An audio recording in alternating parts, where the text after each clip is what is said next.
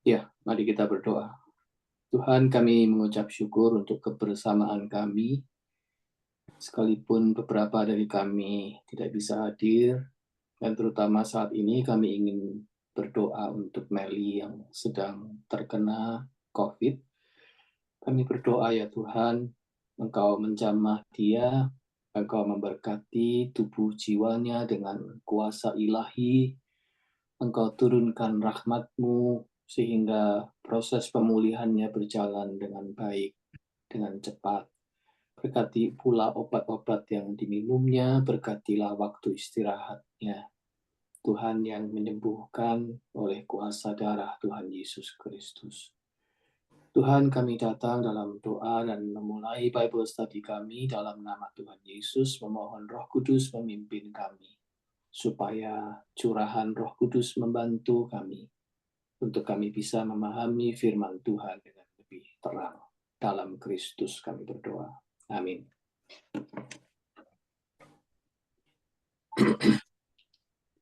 Ya, saudara kita melanjutkan dengan narasi Nabi Elia yang seri yang ke-20.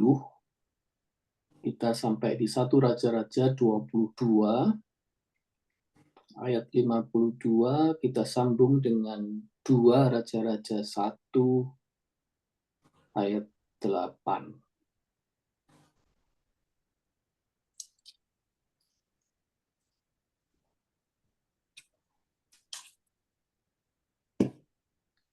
Ahazia, anak Ahab, menjadi raja atas Israel di Samaria dalam tahun ke-17 zaman Yosafat, Raja Yehuda. Dan ia memerintah atas Israel 2 tahun lamanya. Ia melakukan apa yang jahat di mata Tuhan dan hidup menurut kelakuan ayahnya dan ibunya. Dan Yerobiam bin Nebat yang telah mengakibatkan orang Israel berdosa. Ia beribadah kepada Baal dan sujud menyembah kepadanya. Dan dengan demikian, ia menimbulkan sakit hati Tuhan Allah Israel, tepat seperti yang dilakukan ayahnya. Sesudah Ahab mati, maka memberontaklah Moab terhadap Israel. Pada suatu hari, jatuhlah Ahazia dari kisi-kisi kamar atasnya yang ada di Samaria, lalu menjadi sakit. Kemudian dikirimnyalah utusan-utusan dengan pesan, pergilah, mintalah petunjuk kepada Baal-zebub, Allah di Ekron, apakah aku akan sembuh dari penyakit ini? Tetapi berfirmanlah malaikat Tuhan kepada Elia, orang Tisbe itu, bangunlah, berangkatlah menemui utusan-utusan Raja Samaria, dan katakan kepada mereka, apakah tidak ada Allah di Israel, sehingga kamu ini pergi untuk meminta petunjuk kepada Baal-zebub, Allah di Ekron? Sebab itu, beginilah firman Tuhan, engkau tidak akan bangun lagi dari tempat tidur, di mana engkau berbaring, sebab engkau pasti akan mati. Lalu pergilah Elia. Sesudah utusan-utusan itu kembali kepada raja, berkatalah ia kepada mereka, mengapa kamu kembali? Jawab mereka kepadanya, ada seorang datang menemui kami dan berkata kepada kami, pergilah, kembalilah kepada raja yang telah menyuruh kamu, dan katakanlah kepadanya, beginilah firman Tuhan, apakah tidak ada Allah di Israel sehingga engkau menyuruh meminta petunjuk kepada Baal-zebub, Allah di Ekron? Sebab itu engkau tidak akan bangun lagi dari tempat tidur di mana engkau berbaring, sebab engkau pasti akan mati. Lalu bertanyalah ia kepada mereka, bagaimanakah rupa orang yang telah datang menemui kamu itu, dan yang mengatakan perkataan ini kepadamu? Jawab mereka kepadanya, seorang yang memakai pakaian bulu dan ikat pinggang kulit terikat pada pinggangnya. Maka berkatalah ia, itu Elia, orang Tisbe.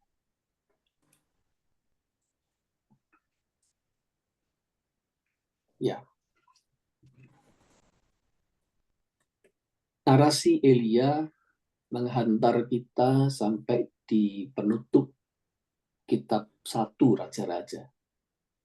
Kitab 1 Raja-Raja ditutup dengan catatan naiknya putra Ahab ke atas tahta, menggantikan ayahnya yang tewas di medan perang Ramot Gilead, seperti yang kita sudah lihat dalam pertemuan-pertemuan sebelumnya. 1 Raja-Raja 22 ayat 51 sampai 53. Kisah wafatnya Ahab. Anaknya yang menggantikan ini namanya Ahazia. Apakah ia serupa dengan pendahulunya, dengan ayahnya? Oh, ibarat buah jatuh tidak jauh dari pohonnya. Begitulah pengarang Deuteronomis menggambarkan sosok Raja Ahazia. Secara langsung, dia memang mewarisi dosa atau penyelewengan ayahnya. Sekaligus dia mengikuti pattern kejahatan raja-raja Israel dari sejak semula, sesuai contoh yang dibuat oleh raja yang pertama, yaitu Yerobiam bin Nebat. Ayat 52 berkata begini, ia, Ahazia, melakukan apa yang jahat di mata Tuhan dan hidup menurut kelakuan ayahnya dan ibunya dan Yerobiam bin Nebat yang telah mengakibatkan orang Israel berdosa. Ya, penulis cerita narasi Elia menggambarkan Ahazia cuma ciplaan saja dari bapaknya. Dia peniru yang nyaris sempurna. Saudara, pengaruh yang terbesar di dalam diri seseorang memang tidak dapat disangkal adalah dari keluarga, terutama dari kedua orang tua. Suka atau tidak suka, sadar atau tidak sadar, orang tua memberikan contoh dengan caranya yang khas, dan anak-anak belajar dari apa yang mereka lihat, dari apa yang mereka hidupi sehari-hari. Sadar atau tidak, suka atau tidak, orang tua memang memberikan contoh melalui segala perilakunya. Dan itu akan menjadi budaya atau kultur primer yang berakar di dalam diri anak-anak. Jadi ada banyak kultur yang diserap oleh seseorang, tetapi yang paling primary itu adalah kultur dari keluarga atau orang tuanya. Itu akan diwaris dengan sempurna oleh anak-anak. Nah, Ahazia menjadi bukti nyata seperti yang ditulis oleh pengarang Deuteronomis. 1 Raja-Raja 22 ayat 54 berkata, ia beribadah kepada Baal dan sujud menyembah kepadanya, dan dengan demikian ia menimbulkan sakit hati Tuhan Allah Israel, tepat seperti yang dilakukan ayahnya. Itulah Ahazia yang digambarkan oleh penulis cerita ini sebagai ciplaan ayahnya. Ia betul-betul menjiplak, meniru secara nyaris sempurna kelakuan ayahnya. Nah, Ahab memang sudah mati dalam narasi ini. Tetapi Tuhan belum selesai berurusan dengan keluarga Ahab dan keturunannya. Sebab pertama masih ada Isabel, ratu yang keji itu masih hidup.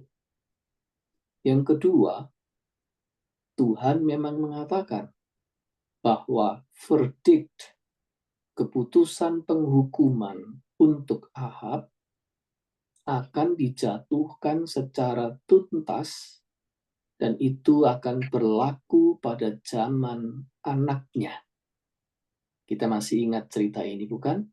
1 Raja-Raja 21 ayat 9. Jadi memang Tuhan punya urusan dengan Ahab yang tertunda hingga zaman anaknya, Ahazia. Oleh karenanya, 1 Raja-Raja pasal 22, penutupan dari kitab 1 Raja-Raja, dilanjutkan dengan 2 Raja-Raja pasal 1. Masih dengan cerita tentang Ahazia. Belum selesai Tuhan dengan dinasti Ahab ini. Tuhan tidak mendiamkan kejahatan Ahab, dan Tuhan juga tidak mendiamkan kejahatan putranya.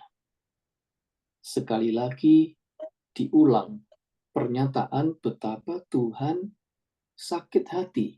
Terjemahan Lembaga Alkitab Indonesia, Tuhan itu sakit hati. Kalau dalam terjemahan Alkitab bahasa Inggris, kebanyakan itu menjelaskan mengenai anger, ya, God's anger. Jadi misalnya dalam NIV disebutkan tingkah laku Ahazia itu aroused the anger of the Lord. Tuhan itu marah, geram sekali. Berpalingnya hati kepada Allah lain itu selalu merupakan dosa yang paling serius. Oleh karena itu, pengarang Deuteronomis hendak mengatakan bahwa ada 3 hukuman. 3 hukuman yang ditimpakan oleh Allah Yahweh kepada Ahazia. Hukuman yang pertama, secara ekonomis. Ada insiden pecahnya kapal-kapal pengangkut emas dan batalnya kerjasama dagang, kerjasama niaga dengan Raja Yosafat dari kerajaan Yehuda. Itu kita bisa baca di 1 Raja-Raja 22 ayat 49 hingga 50, yang versi lebih lengkap tentang penolakan Yosafat untuk berkongsi bisa kita baca di kitab 2 Tawarikh 20 ayat 35 sampai 37. Jadi di situ diceritakan bahwa tadinya akan ada kerjasama antara Ahazia, Anda masih ingat Yosafat kan besanan dengan Ahab, ya.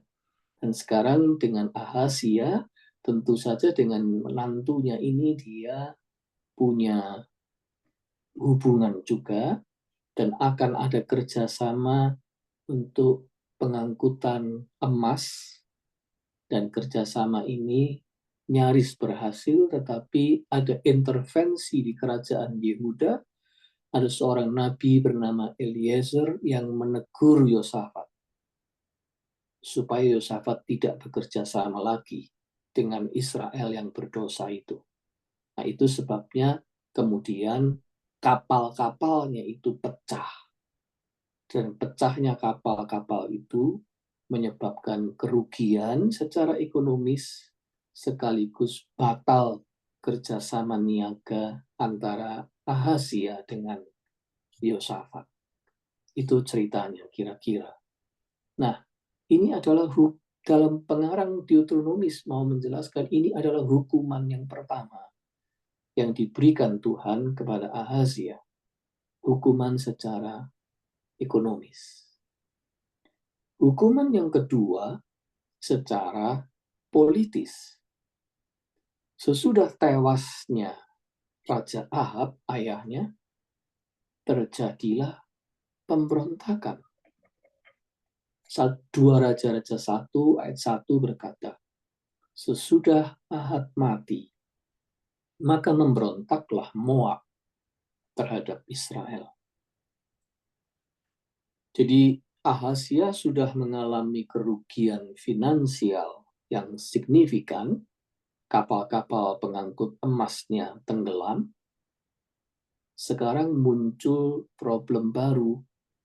Israel di bawah pemerintahannya dirongrong pemberontakan orang-orang Moab. Padahal suku Moab ini, bangsa Moab ini hanya satu bangsa yang kecil sebenarnya. Itu berarti apa? Itu berarti menunjukkan bahwa di zaman pemerintahan Ahazia, kekuatan Israel kian melemah. Moab saja berani memberontak.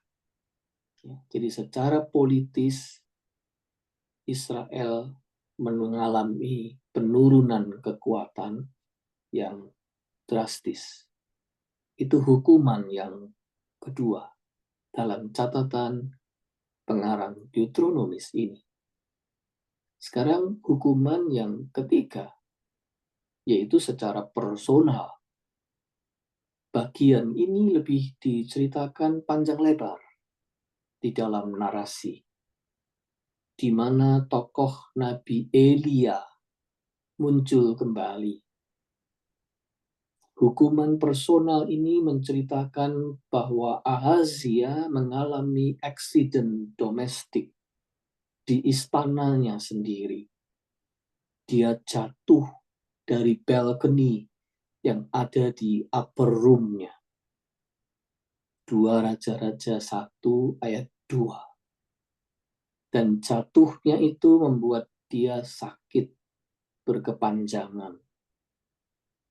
Berada dalam berbaring di ranjang karena sakit yang berkepanjangan. Di dalam kondisi yang lemah secara fisik, sakit, lazimnya manusia itu menampakkan kebergantungannya pada pihak lain, bukan? Kalau kita sakit atau kalau kita lemah, kebergantungan kita pada pihak lain menjadi makin besar. Semakin sakit kita, semakin bergantung kita. Itu hukum alamnya, bukan? Sekaligus otomatis itu akan menunjukkan kepada siapa seseorang memilih untuk bergantung. Jadi ketika orang sakit itu lebih mudah dibaca. Dia memilih bergantung pada siapa. Dan di sini Ahazia dengan jelas menunjukkan itu. Dia bergantung pada dewa Baal yang disembah olehnya dan oleh ayah dan ibunya. Pergilah, mintalah petunjuk kepada Baal Zebub Allah di Ekron, apakah aku akan sembuh dari penyakit ini? Demikian perintahnya kepada para utusannya. Ketika dia sakit, dia menunjukkan kebergantungannya kepada siapa? Saudara-saudara, banyak orang yang sewaktu kecil menerima taburan firman Tuhan. Tapi kemudian pada saat dewasa, dia menjauh dari Tuhan karena banyak alasan. Tetapi apabila kesukaran datang, memori masa kecilnya seringkali kembali. Memori masa kecilnya membawa atau memanggil dia kembali untuk mencari Tuhan. Dalam pengalaman saya sebagai pendeta, banyak orang seperti itu. Ya. Ketika dia sudah dewasa, dia menjauh dari Tuhan, tapi ketika hardship datang, tiba-tiba memori masa kecilnya memanggil dia kembali untuk mencari Tuhan, mencari pertolongan Tuhan yang dikenalnya waktu kecil. Tetapi dalam kasus Ahazia, tidak. Itu pertanda apa? Itu pertanda bahwa Ahazia tidak punya memori apa-apa. Dia tidak punya memori apa-apa. Dia cuma tahunya Baal dari kecil. Itu sebabnya ketika dia sakit, dia bergantungnya pada sosok Baal. Dia tidak punya memori tentang Allah Israel atau Yahweh. Dari sini kita tahu Ahazia benar-benar tidak menyimpan memori dan kesan tentang Yahweh sedikit pun. Sehingga ketika in trouble pun, yang diingatnya bukan Tuhan. Dan hal ini sekali lagi menunjukkan betapa parahnya kehidupan iman orang Israel di bawah pemerintahan Ahab dan Isabel.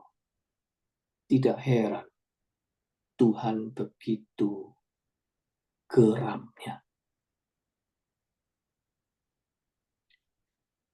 Tetapi kali ini pun, di dalam kegeraman itu, Tuhan masih memberi teguran kepada Ahazia.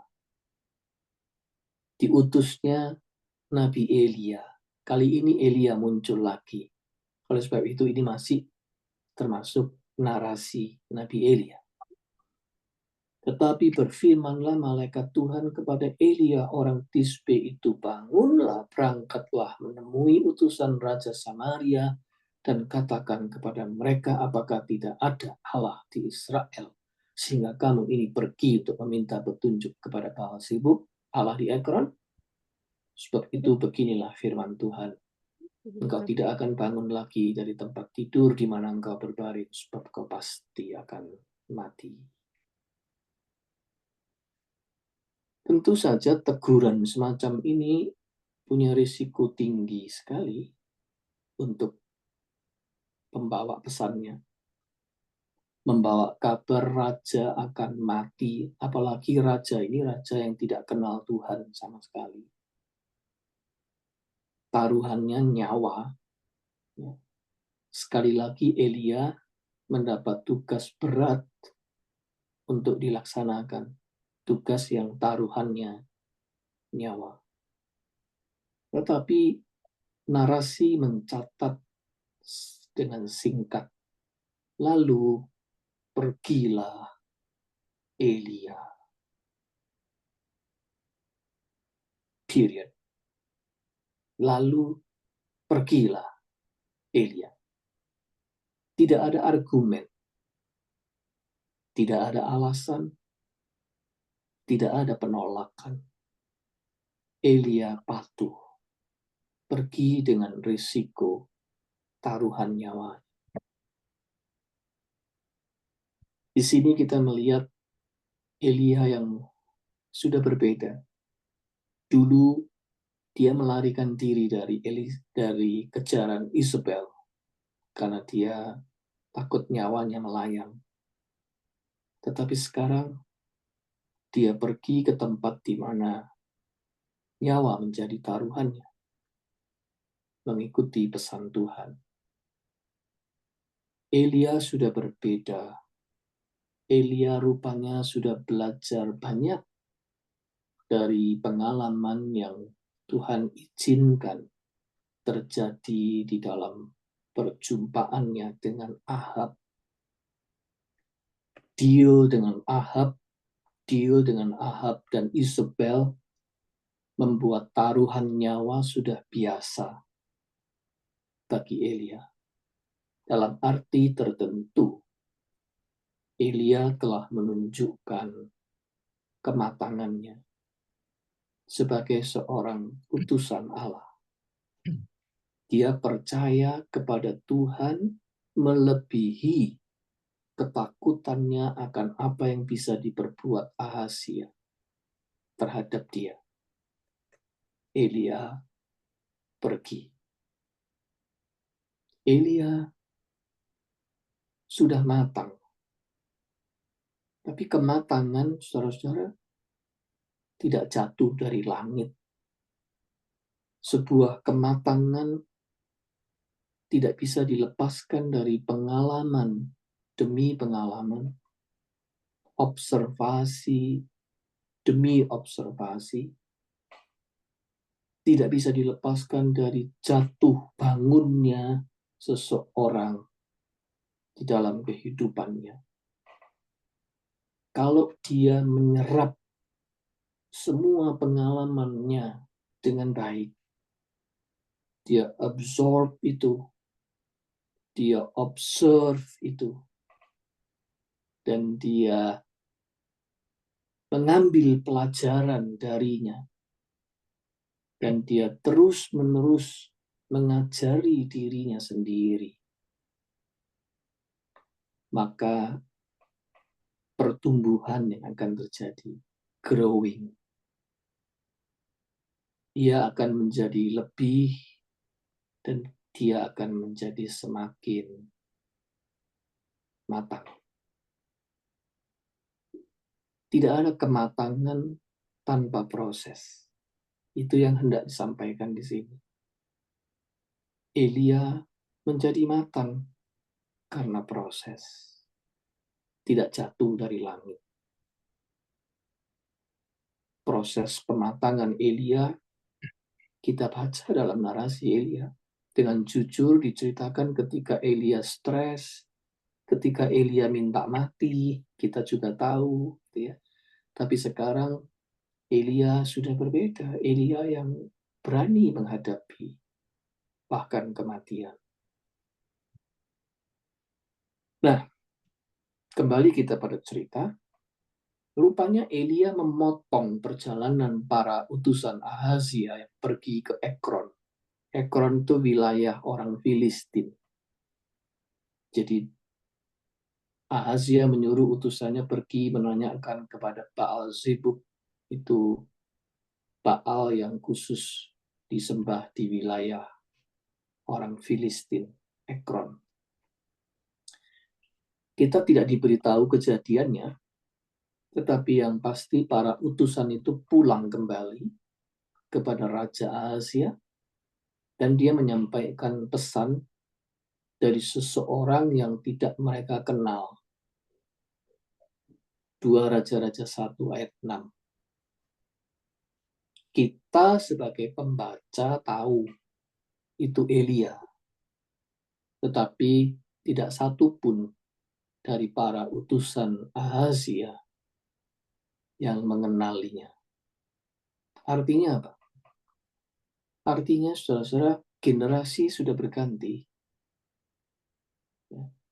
Sudah cukup lama Elia tidak tampil di publik. Dalam narasi-narasi yang lalu kita tidak melihat Elia tampil. Ada nabi tapi anonim. Ada nabi tapi yang muncul Nabi Mika bin Yimla. Elia nggak tampil. Bukan apa-apa. Tetapi Elia juga semakin tua. Generasi berganti generasi. Semakin tidak banyak orang yang mengenalnya. Ya. Secara pribadi saya mengalami dalam arti yang kecil sekali tentu skopnya. Saya dulu melayani di gereja GKI Dharma Permai. Ya. Beberapa tahun yang lalu, ketika saya pulang, masih banyak orang yang saya kenal dan mengenal saya. Tetapi tahun lalu ketika saya pulang lagi, dan saya berkhotbah di gereja yang sama, banyak orang yang saya sudah tidak kenal lagi. Dan mereka juga tidak kenal saya. Kalau tidak diberitahu saya siapa. Jadi memang itu pertanda dan saya merasa bahwa saya menjadi lebih tua. Generasi sudah berganti. Nah, sedikit banyak kita mencium hint atau isyarat dari penulis cerita ini. Bahwa kalau mereka tidak kenal Elia, itu karena Elia sudah semakin tua. Generasinya udah beda. Zaman kebesaran Elia sudah berlalu. Itulah faktanya. Tidak ada yang abadi pada manusia. Kebesaran, ketenaran seseorang suatu saat akan sirna pada waktunya. Alkitab berkata manusia itu seperti rumput. Suatu saat ketika dia muncul lagi hijau-hijaunya, dimakan waktu, dia layu. Ya. Dan kemudian nanti seperti hilang, diterbangkan oleh angin.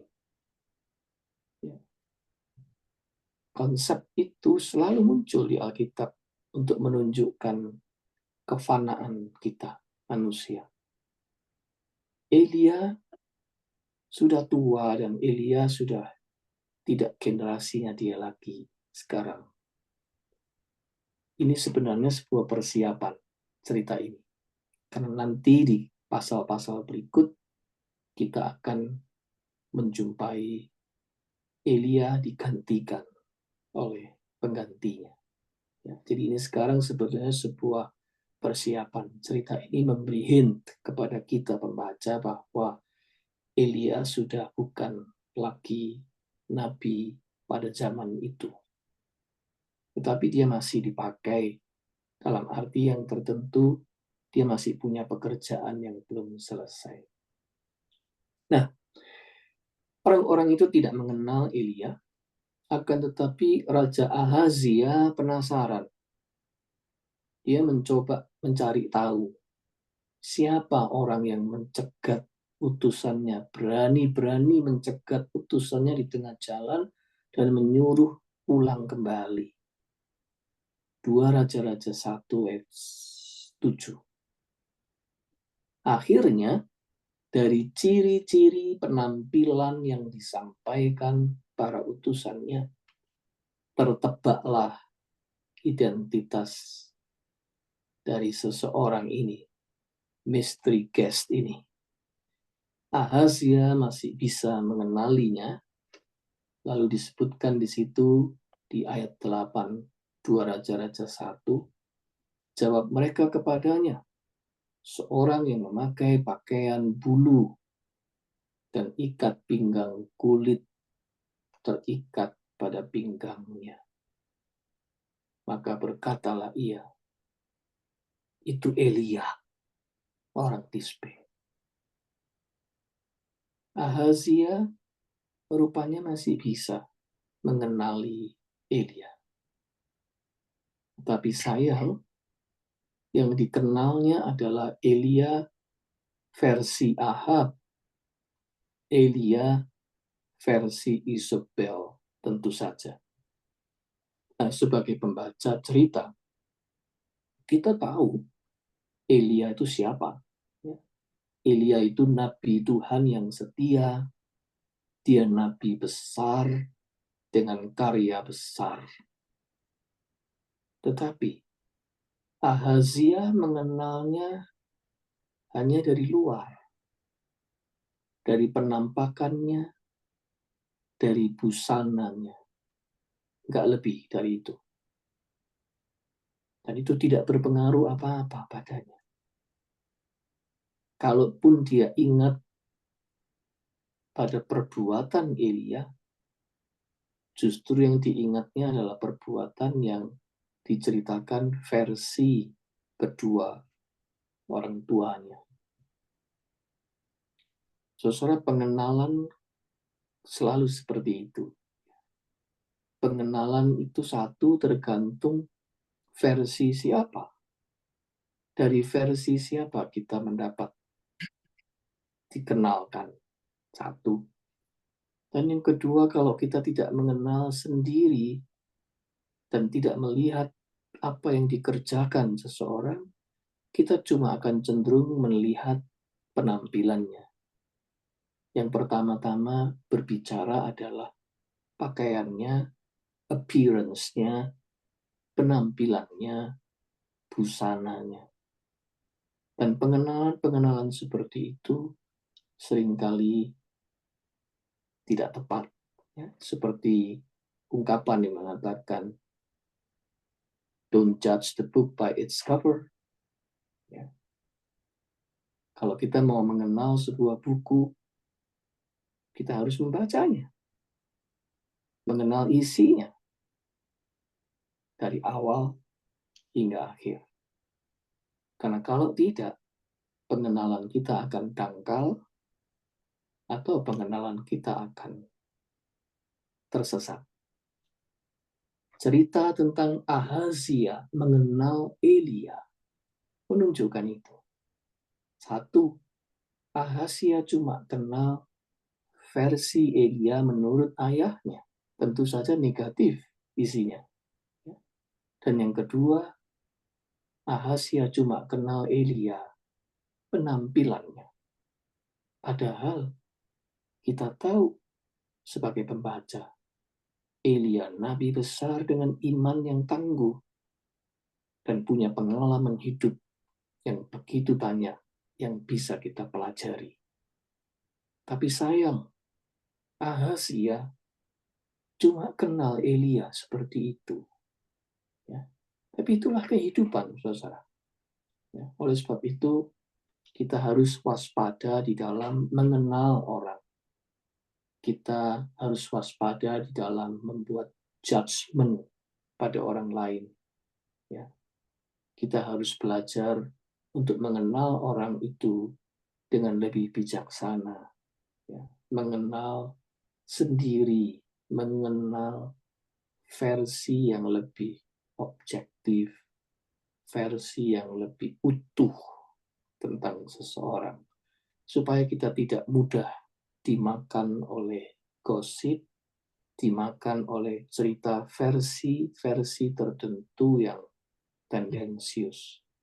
Itu sebuah pelajaran tersendiri juga yang kita bisa lihat di sini. Oke, kita sampai di sini dulu dengan episode ketika Ahazia mengenal itu Elia, orang Tisbe. Sesudah itu, episode selanjutnya kita akan jumpa dalam pertemuan Kamis yang akan datang.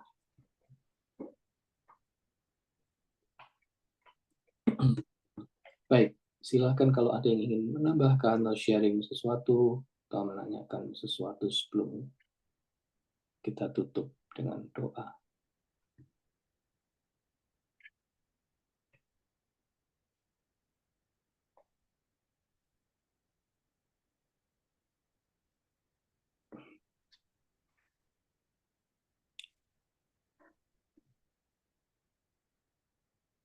Tante Maya ada dengar cerita tentang Tante Swat lebih jauh? Belum. Belum lagi ya Tante Belum ya? dengar lagi. Ya. Bu Delana juga tidak ada cerita tentang Tante Swat? Masih mute Bu Delana? Tolong. kapan hari katanya lumayan kesehatannya, hanya banyak pikir gitu. I see. Jadi, tetapi tadi malam dia bilang kurang, nggak bisa tidur. Jadi nggak bisa ikut PA. Iya, iya. Oh, Ini tapi Tante ininya Swat nyala kayaknya ya. ada tuh. Iya, ini sekarang ininya nyala. Mungkin bisa dengar. Coba. Baik. Halo.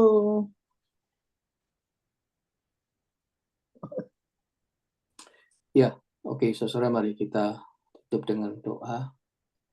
Tuhan, sekali lagi kami ingin bersyukur karena penyertaan Tuhan dalam hidup setiap kami. Dan saat ini secara khusus kembali kami menaikkan doa untuk Tante Swat Kusnandar. Apapun situasi dan kondisi beliau, Tuhan, kalau sudah ada kebaikan, ada hal yang lebih membaik, kami tentu syukuri. Dan kami juga tetap mendoakan beliau agar Tuhan menenangkan hati dan pikirannya, Tuhan meringankan sakit yang dialaminya, dan Tuhan memberikan keteduhan hati dan iman percaya kepada Tuhan, dan Tuhan menghiburkannya melalui berbagai macam cara, terutama juga melalui keluarganya yang mendampingi dan merawatnya dengan setia. Doa kami Tuhan, Tuhan menjamah, Tuhan memberkati, Tuhan memulihkan, Tuhan menyembuhkan. Namun kami tetap percaya yang terbaik datang dari Tuhan, Engkau sediakan baginya. Dan kami terus mendoakan apa yang paling baik untuk Tante Swat. Kami berdoa juga untuk keluarganya, supaya diberi kekuatan, diberikan kebijaksanaan, dan diberikan cinta kasih yang besar. Sehingga kasih sayang yang besar itu menguatkan dan menghiburkan Tante Swat. Tuhan, kami juga berdoa untuk kesehatan Pak Budiono. Tuhan kiranya memulihkan, biarlah proses fisioterapi yang dilakukan dari waktu ke waktu membawa hasil yang makin lama makin terlihat dengan baik. Tuhan memberkati Bu Delana dan Pak Budiono di Jakarta dengan kesehatan yang baik, dan kami juga tahu kalau pada waktunya nanti mereka akan kembali ke LA, Tuhan yang akan menuntun, Tuhan yang akan menyertai sehingga boleh berjumpa dengan kami semua kembali. Kami mendoakan Ibu Ana juga di Jakarta, Tante Maya di Jakarta. Kami mendoakan juga Melvin dan Lisa yang sedang dalam perjalanan keluar kota. Kami mendoakan juga untuk Meli sekali lagi supaya Tuhan memulihkan dan menyembuhkan sakitnya dalam waktu yang tidak lama ini. Kami mendoakan juga Ibu Esther, kami mendoakan Christian, kami percaya Tuhan ada bersama-sama dengan setiap kami, keluarga kami, dan ketika kami sedang bekerja. Terima kasih Tuhan bahwa kami lebih dekat mengenal Tuhan, memiliki iman yang makin hari bertumbuh di dalam Tuhan. Dalam nama Tuhan Yesus kami naikkan doa syukur kami. Amin. Amin. Thank you Pak Pipi. Thank you, Pak Sama-sama. Bibi. Terima kasih, Pendeta. Malam. Selamat siang Good night. di Jakarta. Night. Itu Yang itu Bye. Tante itu apa? Oh, yang San Diego, Swat, Ibu Oh, Shirley. Tante Shelly, Gimana? iya, Tante Shelly tadi ada sebentar saya lihat, tapi kelihatan Ya, dalam ada perjalanan sebentar. kayak.